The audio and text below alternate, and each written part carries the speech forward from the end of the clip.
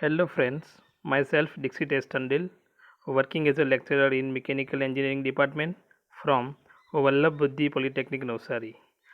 તો આજે આપણે સ્ટ્રેન્થ ઓફ મટીરિયલ સબ્જેક્ટમાં જેનો સબ્જેક્ટ કોડ છે 3331904, જેમાં આજે આપણે યુનિટ 7 કમ્બાઇન્ડ ડાયરેક્ટ અને બેન્ડિંગ સ્ટ્રેસ વિશે અભ્યાસ કરીશું. જેની અંદર આજે આપણે સ્ટ્રેસ ડિસ્ટ્રીબ્યુશન ઇન કોલમ અને લિમિટ ઓફ એસેન્ટ્રિસિટી વિશે અભ્યાસ કરીશું. Okay, so let V start. Stress distribution in column એટલે કે કોલમની અંદર ઉત્પન્ન થતું સ્ટ્રેસ ડિસ્ટ્રીબ્યુશન સમજાવો. તો કોલમની અંદર ઉત્પન્ન થતું સ્ટ્રેસ ડિસ્ટ્રીબ્યુશન અલગ અલગ કન્ડિશનમાં હોય છે. તો એના માટે 4 કન્ડિશન હોય છે. તો number 1, when the load is axial, stress at both the edge of column will be same and compressive nature. Okay, એનો મતલબ એવો થાય છે કે જ્યારે કોઈ લોડ ઉપર જ્યારે કોઈ કોલમ ઉપર, સપોઝ એક કોલમ છે, જ્યારે કોઈ કોલમ ઉપર, તો કોલમના સેન્ટર લાઇન ઉપર જે લોડ લાગે છે એને કહેવાય એક્સિયલ લોડ. બરાબર, જ્યારે કોઈ કોલમ ઉપર એક્સિયલ લોડ લાગે એટલે કે કોઈ સેન્ટર લાઇન ઉપર લાગે, ઇટ મીન્સ કે તેની એસેન્ટ્રિસિટી કેવી હોય? 0 હોય. તે દરમિયાન જ્યારે કોલમની અંદર સ્ટ્રેસનું જે ડિસ્ટ્રીબ્યુશન થાય છે એ ડિસ્ટ્રીબ્યુશન ડાયાગ્રામ એનો રેક્ટેંગલ આવશે. કેમ કે કોલમની અંદર જે ઉત્પન્ન થતી સ્ટ્રેસ છે બંને કેવી છે? સેમ છે. તો કોલમની અંદર ઉત્પન્ન થતી જે સ્ટ્રેસ છે કોમ્પ્રેસિવ, એ બંને એકબીજા જેટલી જ છે, એટલે કે એક સરખી છે. માટે stress distribution in column rectangle આવશે. ઓકે, સો ફિગર દ્વારા આપણે જોઈએ. ઓકે, તો ફિગરમાં એક પી લોડ લાગે છે જે કોલમના સેન્ટર લાઇન ઉપર લાગે છે, અને સેન્ટર લાઇન ઉપર લાગતો હોવાથી બંને બાજુ જે સ્ટ્રેસ ઉત્પન્ન થાય છે સિગ્મા મિનિમમ અને સિગ્મા મેક્સિમમ બંને કેવી થશે? સિગ્મા મિનિમમ અને સિગ્મા મેક્સિમમ બંને એક સરખી થશે. Okay, so next number 2, as a load move away from the center of compressive stress at point B increases and compressive stress at point A decreases. એનો મતલબ એવો થાય કે જ્યારે લોડ કોઈ સેન્ટર લાઇનથી અવે હોય, સેન્ટર લાઇનથી કોઈ દૂર અંતરે, કોઈ અંતરે આવેલો હોય, ત્યારે પોઈન્ટ એ આગળ અને પોઈન્ટ બી આગળ, ઇન શોર્ટ કે પોઈન્ટ બી આગળ જો ઉદ્ભવતી સ્ટ્રેસ છે એ વધારે થશે. કેમ કે લોડ પોઈન્ટ બીની નજીકમાં લાગે છે, એટલે પોઈન્ટ બી આગળની જે સ્ટ્રેસ છે એ વધશે, અને જ્યારે પોઈન્ટ એ આગળની સ્ટ્રેસ જે છે એ ઘટે છે. તે દરમિયાન જે સ્ટ્રેસ ડિસ્ટ્રીબ્યુશન ગ્રાફ જે છે એ આ રીતના આવશે. સ્ટ્રેસ બી આગળની પોઈન્ટ વધે છે અને સ્ટ્રેસ એ આગળનો પોઈન્ટ ઘટે છે, એટલે ગ્રાફ આ રીતના આવશે. ઓકે, તો અહીંયા પોઈન્ટ એ, અહીંયા પોઈન્ટ બી, આ થશે સિગ્મા મિનિમમ અને આ થશે સિગ્મા મેક્સિમમ. એટલે સિગ્મા મિનિમમ અને સિગ્મા મેક્સિમમ બંને અલગ અલગ થશે. ઇન શોર્ટ કે સિગ્મા મેક્સિમમની વેલ્યુ સિગ્મા મિનિમમ કરતાં વધારે હશે. ઓકે, તો હવે આપણે એને ફિગર દ્વારા સમજીએ. તો ફિગરની અંદર તમને આપે છે કે જ્યારે લોડ એની કોલમની સેન્ટર લાઇનથી કોઈક જુદા ડિસ્ટન્સ ઉપર લાગે, એટલે લાઇન ઓફ એક્શન લોડની ચેન્જ થઈ જાય. ઇન શોર્ટ કે પોઈન્ટ બી આગળ જે સ્ટ્રેસ ઉદ્ભવવાનો છે એ સ્ટ્રેસ મેક્સિમમ થશે, અને પોઈન્ટ એ આગળ જે સ્ટ્રેસ ઉદ્ભવે છે એ સ્ટ્રેસ મિનિમમ થશે. તે દરમિયાન જે એનો ગ્રાફ જે છે એ નીચે આકૃતિમાં દર્શાવ્યા પ્રમાણે આવશે, જે આપણે આગળ જોયું. Okay, Then next, as a load move away from the center, જ્યારે લોડ સેન્ટરથી દૂર જાય ત્યારે સિગ્મા મિનિમમ ગ્રેજ્યુઅલી ડિક્રીઝ થશે અને બીકમ ટુ 0. મિનિમમ એટલો બધો રિડ્યુસ થશે કે એ એના 0 પોઈન્ટ ઉપર પહોંચી જશે અને જ્યારે સિગ્મા મિનિમમની વેલ્યુ 0 થાય તો એને કહેવાય limit of eccentricity. Okay, important એક વ્યાખ્યા છે જે એક્ઝામમાં પૂછાય છે. જ્યારે load away from the centre, load away from the centre એટલે સેન્ટરથી દૂર તો જાય છે પણ કેટલું દૂર જાય, જ્યારે સિગ્મા મિનિમમની કિંમત 0 થાય છે ત્યાં સુધી એ દૂર જાય. ઓકે, તો એને કહેવાય limit of eccentricity. Okay, simple આપણે ફિગર દ્વારા જોઈએ તો એક કોલમ આપેલો છે. ઓકે, તો કોલમ આ જે એક્સિસ છે એને કહેવાય એક્સિસ ઓફ કોલમ અને બીજી જે એક્સિસ છે એને એ લોડની એક્સિસ છે એટલે પોઈન્ટ પી અહીંયા લાગે છે, પોઈન્ટ એ અને પોઈન્ટ બી. ઓકે, તો જેમ જેમ લોડ પોઈન્ટ બી તરફ ખસતો જશે, જેમ જેમ લોડ પોઈન્ટ બી તરફ ખસતો જશે તે દરમિયાન પોઈન્ટ એ આગળ જે સ્ટ્રેસ ઉદ્ભવે છે એની વેલ્યુ ઘટતી જશે. ઇન શોર્ટ કે પોઈન્ટ બી આગળની જે સ્ટ્રેસ છે તે અહીંયા આ રીતના છે. જેમ જેમ પોઈન્ટ બી આગળ લોડ ખસતો જશે તે દરમિયાન પોઈન્ટ એ આગળની જે સ્ટ્રેસ છે એ એક સમયે 0 થશે. ઓકે, એટલે અહીંયા સિગ્મા મિનિમમની વેલ્યુ જ્યારે 0 થાય અને આ થાય તમારી સિગ્મા મેક્સિમમ, તો સિગ્મા મિનિમમની વેલ્યુ જ્યારે 0 થાય ત્યારે એને કહેવાય લિમિટ ઓફ એસેન્ટ્રિસિટી. ખબર પડે છે?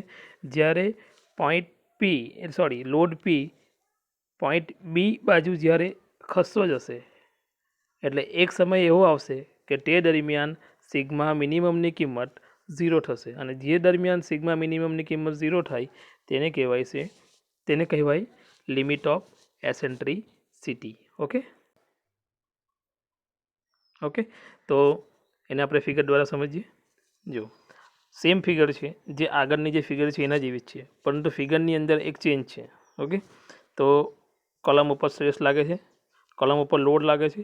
લોડ જેમ જેમ પોઈન્ટ બીની નજીક જશે તે દરમિયાન પોઈન્ટ એ આગળની જે સ્ટ્રેસ છે એ ઘટતી જશે.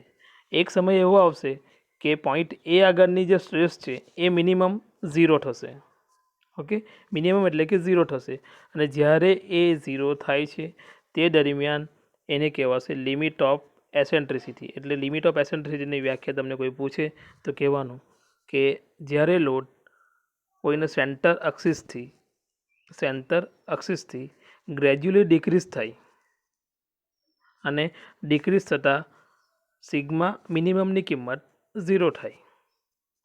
ઓકે, સિગ્મા મિનિમમની કિંમત 0 થાય. ઇન શોર્ટ કે એસેન્ટ્રિક લોડની કિંમત સિગ્મા મિનિમમ ઉપર 0 થાય તો તેને કહેવાય લિમિટ ઓફ એસેન્ટ્રિસિટી, જે આપણે આગળ જોઈશું. Okay, next, if load goes beyond the limit of એસેન્ટ્રિસિટી, જ્યારે લોડ લિમિટ ઓફ એસેન્ટ્રિસિટીમાં હોય ત્યારે sigma minimum become negative. It means કે પોઈન્ટ એ આગળ જે સ્ટ્રેસ ઉદ્ભવે છે એ ટેન્સાઇલ થશે.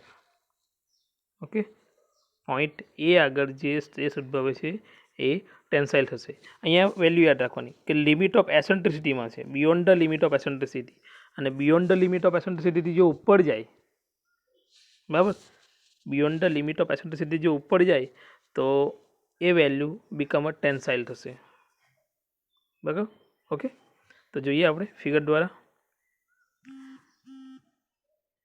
તો અહીંયા તમને એક ફિગર આપેલી છે. ફિગરની અંદર તમે જોઈ શકો છો જ્યારે આ જે પોઈન્ટ છે એ પોઈન્ટને કહેવાય લિમિટ ઓફ એસેન્ટ્રિસિટી અને આ લિમિટ ઓફ એસેન્ટ્રિસિટી જ્યારે સ્ટ્રેસ ઉપરની બાજુ જાય એટલે બિયોન્ડ ધ લિમિટ કે એસેન્ટ્રિસિટી પોઈન્ટને ક્રોસ કરીને જ્યારે સ્ટ્રેસ ઉદ્ભવે તો એ કેવો હશે? ટેન્સાઇલ હશે. ઓકે, ને ટેન્સાઇલ સ્ટ્રેસ હંમેશા નેગેટિવ હશે. ઓકે, અને કોમ્પ્રેસિવ સ્ટ્રેસ પોઝિટિવ હશે. બરાબર છે. Okay, next most important limit of eccentricity. Okay, limit of એસેન્ટ્રિસિટીની આપણે જ્યારે વાત કરીએ તો આપણે જોઈ ગયા કે જે પોઈન્ટ આગળ ટેન્શન સ્ટ્રેસ કેવો હોય, 0 હોય, એટલે ટેન્શન હોતું જ નથી. ઓકે, તો જોઈએ આપણે what is the limit of eccentricity. ઉત્કેન્દ્રતાની મર્યાદા એટલે શું? કોલમના સેન્ટરથી એવું મહત્તમ અંતર કે જેની અંદર લોડ લાગે તો કોલમમાં કોઈ પણ જગ્યાએ ટેન્શન આવતું નથી. કોલમના સેન્ટરથી લોડનું મહત્તમ અંતર કે જેની અંદર લોડ લાગે તો કોલમમાં ક્યાંય ટેન્શન આવતું નથી, તો આ અંતરને લિમિટ ઓફ એસેન્ટ્રિસિટી કહે છે. ઓકે, તો આ અંતરને લિમિટ ઓફ એસેન્ટ્રિસિટી કહે છે. તો આપણે જોઈએ કે કોલમ એક એવો મેમ્બર છે, કોમ્પ્રેસિવ મેમ્બર છે, તો એની અંદર કોમ્પ્રેસિવ સ્ટ્રેસ સહન કરવાની ક્ષમતા વધારે છે. પરંતુ કોલમની અંદર જો ટેન્સાઇલ સ્ટ્રેસ ઉત્પન્ન થાય તો કોલમ શું થશે? તૂટી જશે, ફેલિયર થશે. ઓકે, એટલે જ્યારે કોલમની અંદર ટેન્સાઇલ સ્ટ્રેસ ઉત્પન્ન ન થાય ત્યારે કોલમ લિમિટ ઓફ એસેન્ટ્રિસિટીમાં છે એવું કહેવાય. ઓકે, તો કોલમની અંદર ટેન્શન ન આવે તો લોડ ઈ લિમિટ એટલે કે ટેન્સાઇલ લિમિટ, ઈ લિમિટ એટલે કે એસેન્ટ્રિસિટી લિમિટની અંદર છે એવું કહેવામાં આવે. જો સિગ્મા મિનિમમની કિંમત આપણે નેગેટિવ ના આવવી જોઈએ. ઇન શોર્ટ કે ડાયરેક્ટ સ્ટ્રેસની જે કિંમત છે એટલે sigma O greater or equal to sigma B. બરાબર, સિગ્મા ઓ એટલે ડાયરેક્ટ સ્ટ્રેસની કિંમત સિગ્મા બી જેટલી અથવા સિગ્મા બી કરતાં વધારે હોવી જોઈએ. હવે આપણને ખબર છે ડાયરેક્ટ સ્ટ્રેસ બરાબર શું થશે? P by A, force upon area, અને સિગ્મા બી બરાબર M B by Z. Okay, પણ એમ બરાબર મોમેન્ટ. ઓકે, તો moment M is equal to P into E થશે.